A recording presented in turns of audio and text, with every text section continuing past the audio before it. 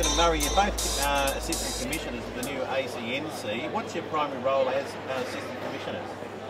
Well, our roles are to assist the Commissioner. The Commissioner is the one who's charged with creating healthy, vibrant charities and making sure they conduct themselves well. And we've divided up the territory of the office into two parts.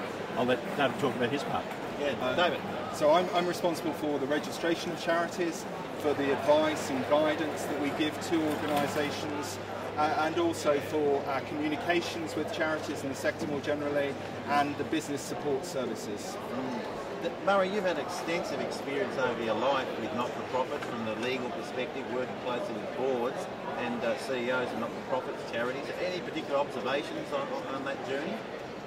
Well, I think that it is a sector that is really passionate about their job, and in fact we've found with the applications for the Charities Commission that we're getting those sort of people who are keen to have a vibrant sector and want to encourage it as much as possible.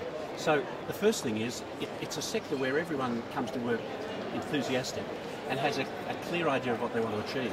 And I think if organisations such as Better Boards can encourage them to learn as much as possible to get their mission achieved, that's a great contribution. Yeah. David, you've got extensive experience overseas and coming to Australia. What sort of learnings and thoughts will you bring?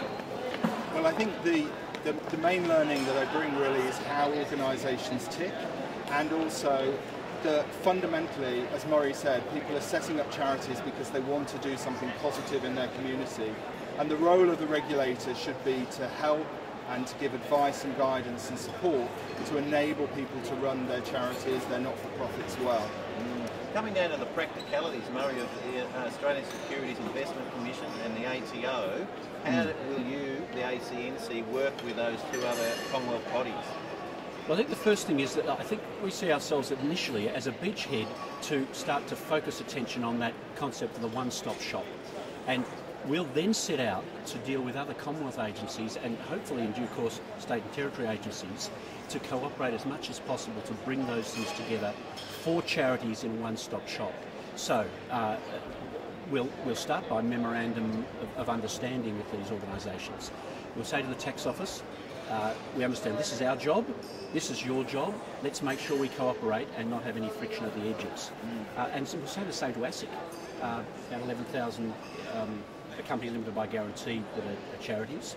We'll say, how can we make sure that we're not duplicating things for those organisations so they don't have to report in two places? Talking of companies limited by guarantee, can you see a day when anything over, for any organisation over $1 million or whatever it is, would actually be needing to move to a company limited by guarantee, or do you see a role for the Incorporated Association longer term? Yeah, I think originally the Incorporated Association was meant to be for the little guys. The tennis club. But it's proved to be such a flexible instrument and almost such a forgiving instrument that it's worked very well for growing organisations, and it's adapted. So, for example, here in Victoria, if you get large, you should have an audit and you should have more governance applied. But it has adapted quite well. And so now there's really a choice as to whether association for particularly state-based bodies or company limited by guarantee for federally based organisations is more appropriate. And often you can make a choice of either, whichever suits your circumstances better. So no, I don't think we're going to immediately phase them out. Perhaps one day we will have one federal framework for a style of not-for-profit organisation that will work across the country. But until then, we'll have that parallel system that works okay. And church charitable groups, they've made a major contribution to the non-for-profit world, and there has been discussions at times, church, state, and the activities they run. Any thoughts or around that? Because it's often a complex thing where the church is involved with its mission and then, of course, delivering work through a not-for-profit structure. Yeah, we know that in this country the state is very reluctant to interfere with the independence of all charities. These are people who get their mission and they work their mission. We should only interfere to the extent that we can either enable them to do their mission better or where there's some bad behaviour going on. So I don't think the existence of a Charities Commission is going to interfere with the independence of charities to get on with their job. David, I talked to you earlier today about bad behaviour, and we acknowledge it's only a very small part. Will the ACNC have any retrospective powers? Because there have been some notable cases, and still are today in Australia, you might not know it, of that occasion of bad apple. Well, we can only start once the legislation comes into effect and the organisation's created. But really what we'll be looking at is if there's incidents of misconduct or mismanagement from now on.